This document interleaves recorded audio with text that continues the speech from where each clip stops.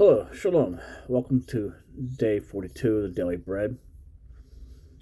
We'll be reading Exodus 3, 1 Samuel 3, Proverbs 11, Song of Songs 2, and Mark 11. We'll be reading out of the Scriptures, 2009 version. Okay. Exodus chapter 3, page 58. And Mosheh was shepherding the flock of Jethro, his father-in-law, the priest of Midian. And he led the flock to the back of the wilderness and came to Hebron, the mountain of Elohim. And a messenger of Yahweh appeared to him in a flame of fire from the midst of a bush. And he looked and saw the bush burning with fire, but the bush was not consumed. And Mosheh said, "Let me turn aside now and see this great sight, why the bush does not burn."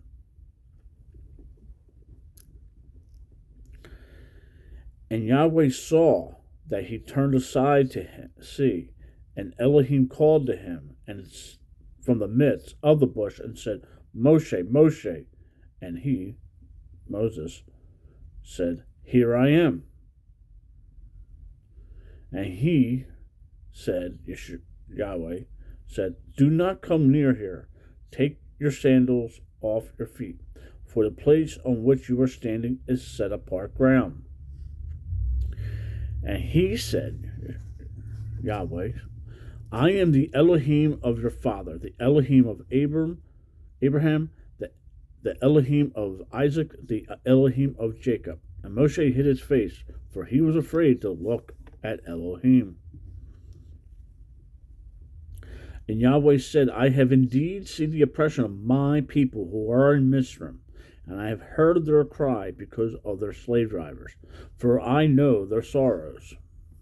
And I have come down to deliver them from the hand of the Mizraimites, and to bring them up from that land to a good and spacious land, to a land flowing with milk and honey, to the place of the Canaanites, and the Hittites, and the Amorites, and the Perizzites, and the Hittites, and the Jebusites. And now see, the cry of the children of Israel has come to me, and I have also seen the oppression with which the Mizraimites, the Egyptians, oppressed them. And now, come, I am sending you to Pharaoh, to bring my people, the children of Israel, out of Mizraim." And Moshe said to Elohim, "Who am I that I should go to Pharaoh, and that I should bring the children of Israel out of Mizraim?" And he said, because I am with you, and this is to you the sign that I have sent you. When you have brought the people out of Mizraim, you are to serve Elohim on this mountain." And Moshe said to Elohim, "See, when I come to the children of Israel and say to them, 'The Elohim of your fathers has sent me to you,' and they say to me, 'What is his name?' what shall I say to them?" And Elohim said to Moshe, "I am that which I am." And he said, "Thus you shall say to the children, 'I am has sent me to you.'" And Elohim said further to Moshe, "Thus you are to say to the children of Israel, 'Yahweh, Elohim of your fathers, the Elohim of Abraham, the Elohim of Isaac, the Elohim of Jacob, has sent me to you. This is my name forever, and this is my remembrance to all generations. Go, and you shall gather the elders of Israel together, and say to them, Yahweh, Elohim of your fathers, the Elohim of Abraham, of Isaac, and of Jacob, appeared to me, saying, I have indeed visited you, and seen what is done to you in Mizraim. And I say, I am bringing you up out of the affliction of Mizraim, to the land of the Kenites, and the Hittite, and the Amorite, and the Perizzite, and the Hivite, and the Jebusite, to a land flowing with milk and honey. and they shall listen to your voice, and they shall come, you and the elders of Israel, to the sovereign of this Mizraim, Egypt, Pharaoh. And you shall say to him, Yahweh, Elohim of the Hebrews, has met with us, and now please let us go 3 days' journey into the wilderness to slaughter to Yahweh our Elohim. But I know that the sovereign of Mizraim is not going to let you go, not even by a strong hand. And I shall stretch out my hand and strike Mizraim, Egypt, with all my wonders, which I shall do in its midst. And after that he shall let you go, and I shall give this people favor in the eyes of the Mizraim.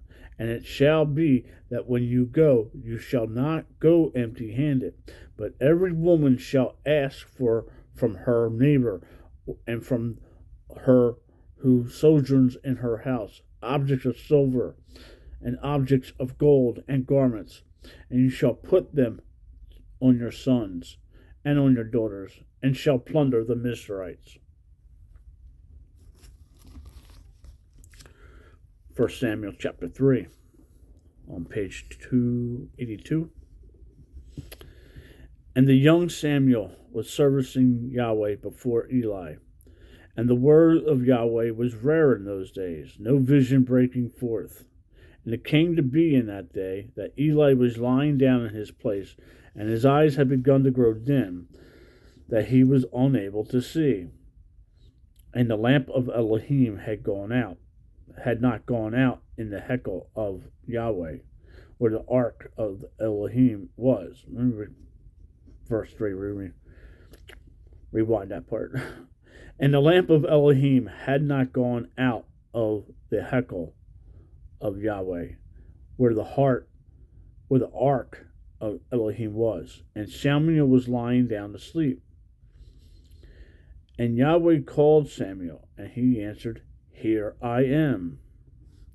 And he ran to Eli and said, Here I am, for you called me. But he said, I did not call, lie down again. So he went and lay down. And Yahweh again called Samuel, and Samuel rose and went to Eli and said, Here I am, for you called me. But he answered, My son, I did not call, lie down again. Now Samuel did not yet know Yahweh, and the word of Yahweh was not yet revealed to him. And Yahweh called Samuel again the third time, and he arose and went to Eli and said, Here I am, for you did call me. Then Eli understood that Yahweh had called the youth. So Eli said to Samuel, Go lie down, and it shall be, if he calls you, say, Speak, Yahweh, for your servant hears. And Samuel went and lay down in his place. And Yahweh came and stood and called as other times, Samuel, Samuel. And Samuel answered, Speak, for your servant hears. And Yahweh said to Samuel, See, I am doing a matter in Israel, at which both ears of everyone who hears shall tingle. In that day I shall confirm against Eli all that I have spoken concerning his house, from beginning to end. For I have declared to him that I am judging his house forever for the crookedness which he knows, because his sons cursed Elohim, and he did not rebuke them. And therefore I have sworn to the house of Eli that the crookedness of the house of Eli shall never be atoned for by slaughtering or grain offering. And Samuel lay down until morning and opened the doors of the house of Yahweh. And Samuel was afraid to report the vision to Eli. Then Eli called Samuel and said, Samuel, my son. And he answered, Here I am. And he said, What is the word that he spoke to you? Please do not hide it from me. Elohim do so to you, and more also, if you hide a word from me of all the words that he spoke to you. And Samuel reported to him all the words, and hid none from him. And he said, It is Yahweh. Let him do what is good in his eyes. And Samuel grew up, and Yahweh was with him, and did not let any of his words fall to the ground. And all Israel, from Dan to Beersheba, knew that Samuel had been established as a prophet of Yahweh.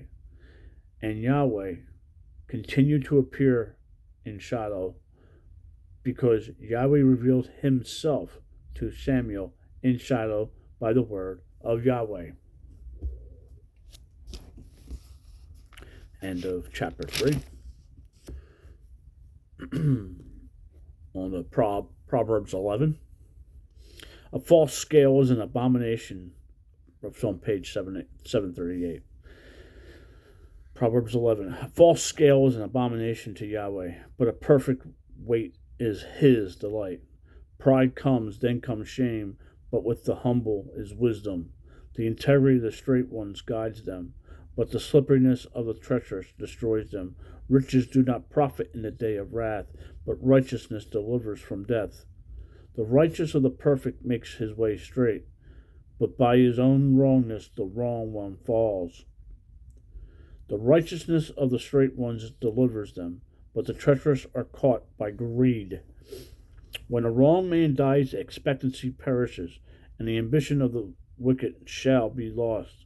The righteous is delivered from distress, and the wrong one takes its place. The defiled one destroys his neighbor with his mouth, but the righteous is delivered by knowledge. When the righteous prosper, the city rejoices, and when the wrong perish, there is shouting. By the blessing of the straight, the city is exalted, but by mouth of the wrong, it is overthrown. He who lacks heart despises his neighbor, but a man of understanding keeps silent. A slanderer is a revealer of secrets, but one with a trustworthy spirit conceals a matter. Without guidance, the people fall, but in a great counselor there is safety.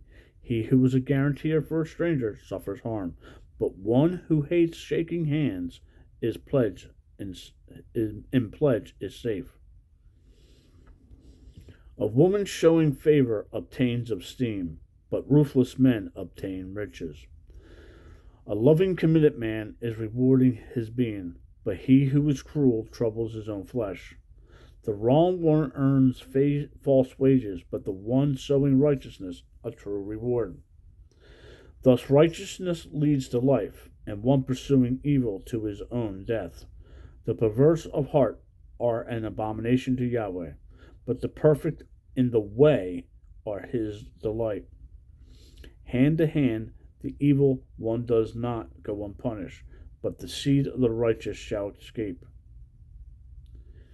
I just want to pause there for a second. In verse 20 it says, the perverse of heart are an abomination to Yahweh, but the perfect in the way are his delight. It's when Yeshua comes and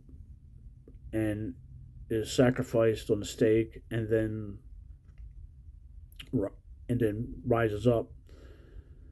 The following that comes after is referred to the way as a sect. Just a little tidbit there, sorry. 22. Like a ring of gold in a pig's snout is a beautiful woman who lacks good sense. The desire of the righteous is only good. The expectancy of the wrong is wrath. There is one who scatters yet increases more, and one who withholds more than is right. But it comes to poverty. The generous being is enriched, and he who waters is also watered himself. The people curse him who withholds grain, but blessing is on the head of him who sells it. He who earnestly seeks good seeks what is pleasing, but to him who seeks evil, it comes to him. He who trusts in his riches falls, but the righteous flourish like a leaf. He who troubles his own house inherits wind, and the fool is a servant to the wise of heart. The fruit of the righteous is a tree of life, and he who is winning lives is wise. See, the righteous in the earth shall be rewarded, and how much more the wrong and the sinner. Enter Proverbs 11. Songs of Songs 2 on page 786. I am the rose of Sharon, the lily of the valleys. Like a lily among thorns, so is my love among the daughters. Like an apple tree among the tree of the forest, so is my beloved among the sons. I delighted in his shade and sat down, and his fruit was sweet to my taste. He brought me to the house of wine, and his banner over me was love. Strengthen me with raisin cakes, refreshing me with apples, for I am faint with love. His left hand is under my head, and his right hand embraces me. I have put you under oath, O daughters of Jerusalem, by the gazelles or by the does of the field. Do not stir up, nor awaken love until it pleases. The voice of my beloved, see, he is coming, leaping on the mountains, skipping on the hills. My beloved is like a gazelle, or like a young stag. See, he is standing behind our wall, looking through the windows, peering through the lattice. My beloved responded and said to me, Rise up, my love, my beautiful one, and come away.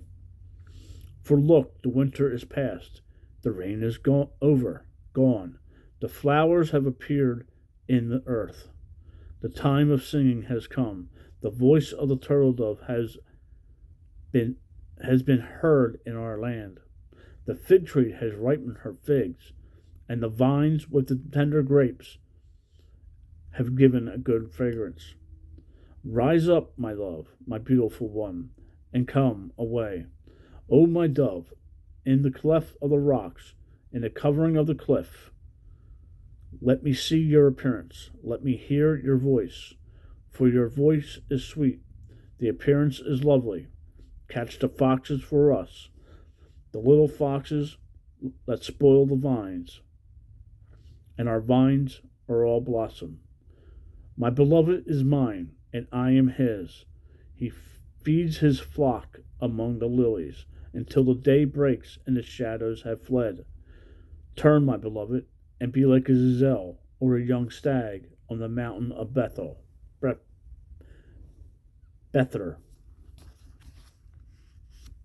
End of Songs. Songs 2 on to Mark 11, page 971.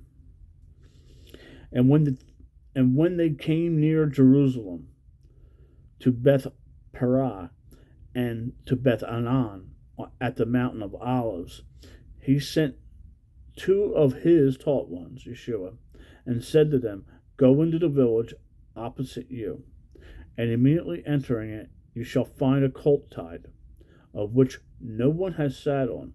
Loosen it and bring it. And if anyone says to you, Why are you doing this? Say, The master needs it, and shall send it back straightway. So they went away and found the colt tied by the door outside on the street, and they loosened it. And some of those who were standing there said to them, Why are you loosening that colt? And they said to them, as Yeshua had said. So they let them go. And they brought the colt to Yeshua, and threw their garments on it, and he sat on it. And many spread their garments on the way, and others were cutting down branches from the trees, and were spreading them on the way. And those going before and those following cried out, saying, Hosanna! Blessed is he who is coming in the name of Yahweh. Psalms 1:18, 25, and 26. Blessed is the coming reign of our father David in the name of Yahweh.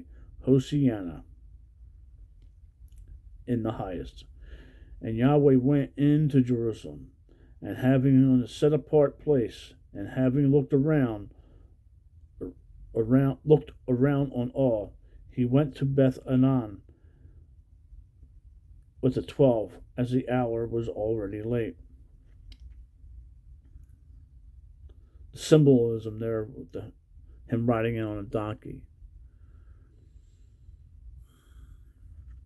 When the leaders of an army would go into a city,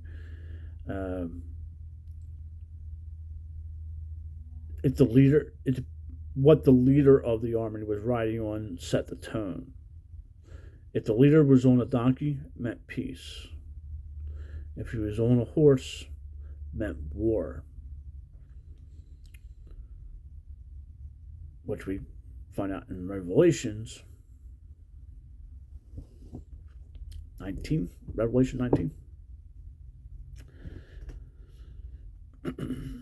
And Mark 11:12 here. And on the next day, when they had come out of Bethana, he was hungry. And seeing in the distance a fig tree having leaves, he went to see whether he would find any fruit on it.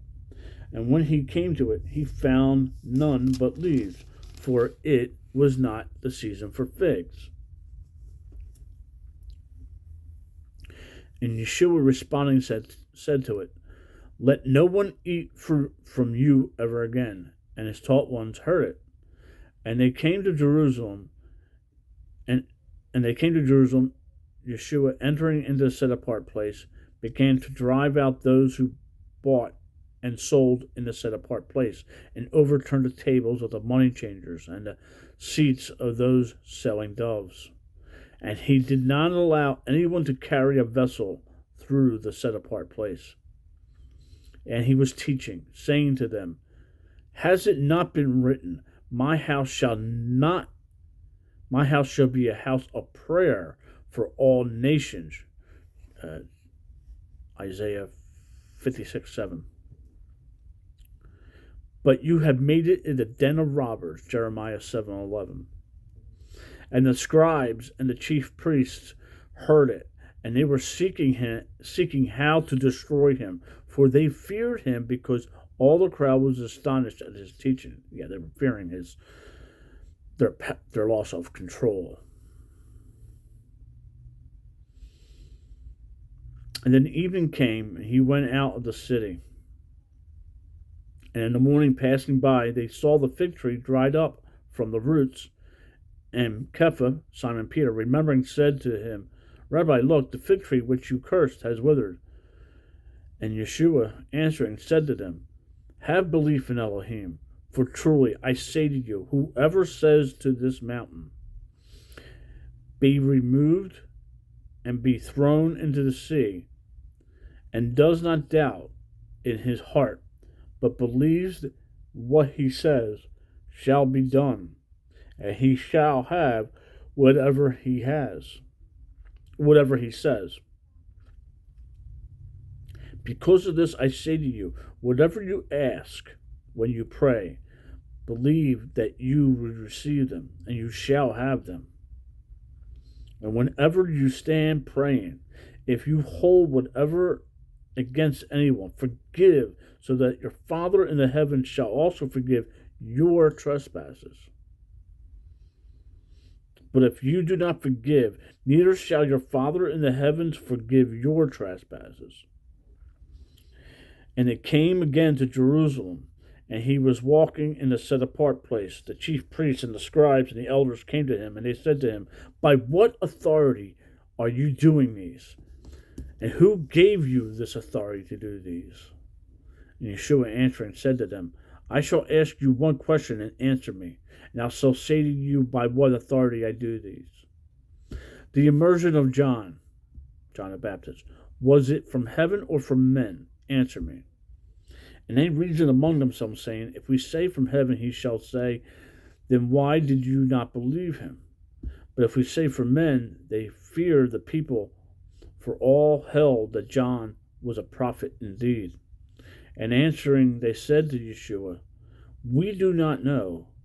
And Yeshua answering said to them, "Neither do I say to you by what authority I do these."